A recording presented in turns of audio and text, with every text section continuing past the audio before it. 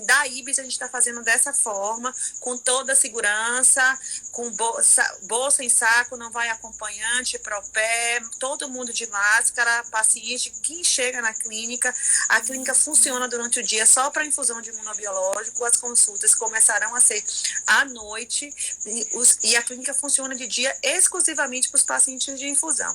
Lá a gente tem falado feito dessa forma. Tem uma dúvida aqui de uma paciente, Adriana, perguntando, os polivitaminos de A a Z é indicado para imunidade? Ela está falando do quê? Do livro, do Polivitamínicos de A a Z? Não. O polivitamínico mesmo, sem A a Z. Ah, sim. Pessoal, há uma certa carência de evidência para os polivitamínicos, assim. Tem surgido algumas coisas na literatura, mas a gente precisa entender a metodologia de cada estudo. Para um estudo ter boa evidência científica, ele precisa ter um N bom, então um número grande de pacientes, ele precisa ser randomizado, controlado por placebo, precisa ser cego, para que não haja interferência do pesquisador. Então, ao extrapolar os dados de cada estudo, a gente precisa saber de como foi conduzido cada estudo. Então, hoje, não tem nada na literatura falando dos polivitamínicos de A a Z, se realmente é eficaz em relação ao combate ou não. Mas, como eu já falei, uma boa nutrição, comendo mais o que vem da terra, descascando mais do que desembalando, cuidando do seu psicológico, porque às vezes tem toda uma interferência, né? O sistema nervoso entérico está super em relação com o sistema nervoso central, então se você não cuida da sua cabeça, você pode ter uma série de sintomas no corpo todo e sua imunidade pode baixar. Então são uma série de medidas que são muito mais importantes do que polivitamínico, você vai gastar um dinheiro agora e está deixando de fazer outras coisas. Quais os critérios de gravidade para a realização de exames endoscópicos e até mesmo internação? Certo. Então, o que tem acontecido? Para a gente diminuir a transmissibilidade viral, né, no hospital, a gente teve que cancelar os exames eletivos.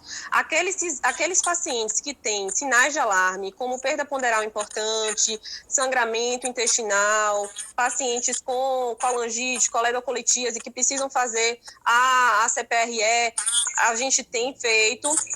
A gente tem encaixado esses casos, mas a gente dá uma preferência para os pacientes internados. São aqueles quadros realmente mais graves e que a gente não pode adiar os exames. Mas lá no Roberto Santos a gente tem feito assim, reduziu bastante as agendas, né? Somente nesse período mesmo, mas depois a gente vai entrar com o gás todo para dar conta de todo esse fluxo de pacientes. Uhum. Tem uma outra coisa que a gente falou de abordar, na verdade, e aí isso mesmo eu posso falar porque eu estou à frente na diretoria da clínica falando sobre faço terapia infusional, vou suspender a medicação para não me deslocar até a clínica de forma alguma. Como eu disse mais cedo, os pacientes, o coronavírus não vai embora agora, ele vai permanecer, não temos vacina, então os pacientes não vão poder ficar sem medicação, a doença vai entrar em atividade, maior risco de hospitalização, tempestade de citocina, então que o paciente precisa ir com segurança, ele tem que deixar de sair para as outras coisas, não ir no mercado, não ir para a casa do familiar, evitar estar em contato com as pessoas que sejam do núcleo realmente familiar dele, estar de máscara, evitar aglomeração, vai fazer a medicação, tem gente no elevador, espera, tem 3 pessoas, espera a próxima, entra quando tiver 1 ou 2, ou não tiver ninguém, e assim, os cuidados para continuar tomando a medicação, não tem indicação de parar, não tem que ter medo de se deslocar para a clínica, a gente tem que ter coerência, o que a gente está vivendo no momento, as pessoas não têm coerência, a gente quis, vou sair só depois do dia 20, viu? Dia 20, porque o prefeito disse que é dia 20, dia 20 pode tomar o remédio, não existe isso. Não é assim, certo? Não é assim, a gente não tem certeza de prazo algum.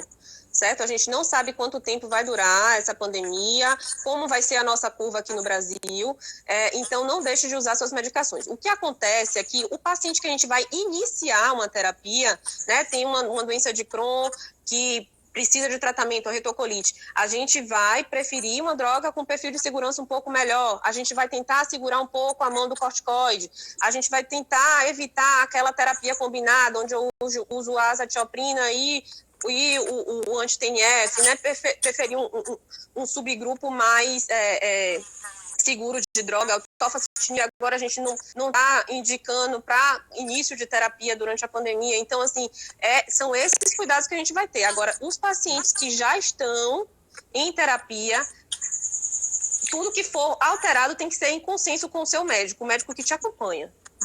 E até os pacientes, Adriana, tem paciente que tem uma doença grave, sim, e nesse paciente a gente vai ser imunobiológico, não tem porquê não iniciar. O paciente está grave, está usando inúmeras medicações, não tem condições, você vai usar o que tiver melhor perfil de segurança. Tem casos, tem que entrar com terapia biológica. Não tem, na reumato, posso falar isso, enfim. E se tiver uma cirurgia, você deve manter, postergar? Isso depende muito do tipo da cirurgia. Se a cirurgia for uma cirurgia letiva, vamos tentar postergar, evitando que esse paciente interne em ambiente hospitalar e tenha mais contato com a circulação de vírus no ambiente hospitalar. Mas em pacientes que a gente está tentando terapia biológica já otimizou o tratamento e tenta fazer isso de forma medicamentosa, o paciente não está respondendo, está com distensão abdominal, está com diarreia mantida, está com alguma estenose que tem um componente mais fibrótico do que inflamatório, aí não vai ter jeito, a gente vai ter que admitir esse paciente no hospital e operar. Aqueles quadros também de colite grave, que não está dando para manejar em telemedicina, que é o que a gente tem feito muito agora, né? Isso não é uma coisa recomendada através dos países que já passaram, que estão mais na frente da gente, né? Então, durante esse período, a gente teve uma série de webinars com experts da reumato, experts da gastro, dos Estados Unidos, da Itália, da Alemanha, que todos eles falam que a telemedicina é uma realidade agora nesse momento. Então, quando a gente não consegue manejar o paciente à distância, ou o paciente precisa de internação, precisa de cirurgia, não vai ter como fugir disso. A gente precisa assegurar a qualidade de vida do paciente. Uhum. Certo. E, assim, alguma perspectiva sobre as vacinas, alguma medicação preventiva? As vacinas. Foi publicado um estudo que está acontecendo na Itália, em parceria com a Oxford, sobre uma vacina que já foi testada in vitro, agora vai ser testada em seres humanos, vão ser 500 voluntários a partir do final de abril, e a previsão é que em setembro essa vacina esteja disponível, mas isso também é só previsão, a gente não sabe se vai ser eficaz mesmo ou não. E a gente também conhece muita coisa do vírus, a gente sabe se o paciente que ficou imune e desenvolveu o IgG, o anticorpo de resposta, né, para o vírus, se ele realmente está 100% protegido ou se ele pode se reinfectar novamente. Então, a gente conhece ainda muito pouco, cada dia é uma enxurrada de informações e que a gente está lendo e estudando o tempo todo. E de medicação específica, eu já falei sobre até mesmo a cloroquina ou hidroxicloroquina. O único estudo francês publicado foi um estudo extremamente criticado, um N muito pequeno, deficiências na metodologia, e a gente não pode extrapolar os resultados desse um estudo. Tem outros em andamento, então temos que ser cautelosos em relação à cloroquina nesse momento. Por conta também dos efeitos colaterais. Então, a cloroquina e a hidroxicloroquina, eles podem aumentar o intervalo QT e favorecer o aparecimento de arritmias malignas que podem levar à morte. Então, sempre na medicina, a gente deve prezar pela segurança do paciente, né? Então, para que a gente faça com droga, isso tem que ser provado em estudos, como eu já falei, de alta qualidade metodológica, para que sejam evitados os danos dos efeitos colaterais da medicação. Uma pessoa perguntou aqui, um paciente que usou em dezembro tofacetinib e parou de usar, tem a possibilidade de voltar a usar agora, sem problemas maiores? Na verdade, ele está usando por conta de quê? Na verdade, é bom ver a patologia reumatológica, o que é que ele está usando. Eu acho que eu sei quem é. É um paciente meu, provavelmente com retocolite ulcerativa. Agora, nesse momento, eu sugeriria que a gente não reintroduzisse. Na verdade, o tofacitinib é uma medicação que ainda a gente tem entrave para a liberação pelo plano de saúde, tem que judicializar, uma medicação cara, nem todo pode pagar. Os estudos tiveram resultados muito bons, mas durante a pandemia ele é classificado como alto risco frente à infecção por Covid-19. Então, eu procuro segurança melhor para esse paciente, outra droga. E outra coisa, a pergunta do momento, deve tomar a vacina da influenza? Toma ou não? Deve tomar, mano, deve tomar. Os pacientes imunossupressos, eles têm um risco aumentado de outras infecções virais. Então, por exemplo, o paciente que usa azatioprina, ele tem um risco aumentado de infecção por H1N1, por CIV, por EBV. Então, uma co-infecção, por exemplo, HN1 com Covid-19, pode dar um quadro inflamatório pulmonar muito grave. Então, se há vacina disponível, tem que ser feita.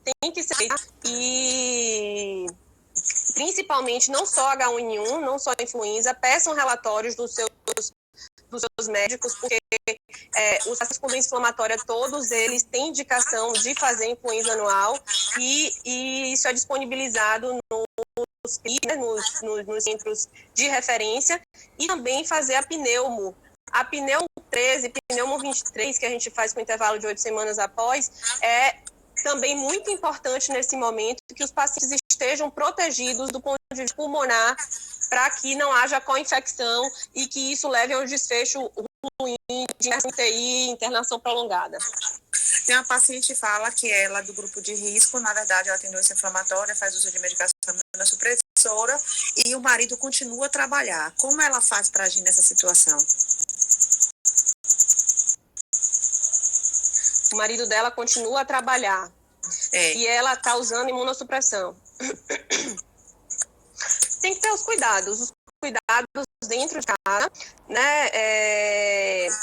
Usar máscaras, lavar a mão, higienizar bem, já superfícies, higienizar maçanetas, tudo que se tem contato, né? Ele, quando chegar de casa, tem que deixar o sapato na área externa, entra, tira a roupa, vai direto para a lavanderia. Então, assim, eu sou profissional de saúde e eu estou atuando ainda. Eu não fiquei essa quarentena toda, esses mais de um mês em casa, não. Apesar de ter que me desdobrar entre os afazeres domésticos, cuidar de filho e tudo, a gente está saindo para trabalhar, mas a gente tem que ter todos os cuidados, né? Então, quando eu entro no hospital, por fazer endoscopia coluna, às vezes procedimentos que geram aerosol, eu entro com minha N95, uma máscara cirúrgica por cima, porque N95 não troco sempre, porque tem essa dificuldade de EPI, né, hoje em dia. Então, eu armazeno a minha N95 no papel, e ela pode durar em torno de 2 a 3 semanas, a depender dos cuidados, e troco sempre a cirúrgica entre os pacientes, entre os exames, né? Quando eu estou no hospital, touca, quando eu estou fazendo exame, né? Avental impermeável, estou o tempo todo higienizando o celular, eu cubro com papel filme para conferir uma proteção maior. Quando eu chego em casa, o sapato tem que ficar do lado de fora, tira a roupa, vai direto para a lavanderia, né? Para a máquina, e depois direto no banho. Eu deixo um banheiro reservado só para mim, e depois que eu me higienizo toda, banho dos pés à cabeça, aí é que eu vou ter contato com meu marido, com meu filho. Uhum. Sobre a questão dos relatórios, né, para afastamento, as perguntas, né? Se tem isso é muito individualizado, né? Na verdade, assim, a gente não pode atestar um paciente, a não ser que realmente ele não tenha condições de trabalhar. Aí, a gente, se ele tiver com uma doença muito importante, com atividade clínica importante, com a incapacidade laboral, a gente faz um laudo descritivo da situação clínica do paciente, com opção ou não, né, do tipo de afastamento do trabalho, e aí o paciente leva esse relatório ao médico do trabalho, e aí ele vai ver, se a depender da situação previdenciária, se isso vai ser encaminhado ou não à perícia do INSS, certo? Nos outros pacientes, e a depender do grupo de risco, se baixo ou moderado ou alto, a gente faz um relatório falando da qualidade da condição clínica do paciente, as drogas que ele está usando, qual o risco, e sugere que o trabalho seja feito em regime de home office, conforme preconizado pelo Ministério da Saúde. E isso vai ser uma condição a ser discutida com cada empregador, certo? Os modelos de relatório para os profissionais de saúde estão disponíveis do GEDIB. Pronto, Adri. Então, na verdade, eu acho que são as dúvidas de todo mundo. Tem só mais uma dúvida. Chance maior de arritmia com ser associada à hidroxicloroquina com azitromicina? Uma paciente perguntou. Chance maior. As duas podem dar cardiotoxicidade e alargar o intervalo QT, deixando o coração mais vulnerável a arritmias ventriculares, arritmias fatais, certo? Então, muito cuidado. Nessa semana, principalmente, eu tenho visto bastante os médicos, entre os profissionais de saúde, mais críticas do que qualquer outra coisa à cloroquina. Vamos esperar os estudos de maior poder metodológico. Pronto. Foi um prazer ter você aqui com a gente. Você já está sempre com a gente, é uma grande parceira lá da Clínica Ives, uma grande médica, né? Com essa expertise em doença inflamatória intestinal. Espero que seja a primeira de muitas lives. A gente está criando a rotina na clínica de ficar fazendo uma experiência legal. Então, agradeço a todo mundo que participou. Bastante gente, o tempo inteiro, interação de todo mundo. Foi muito legal.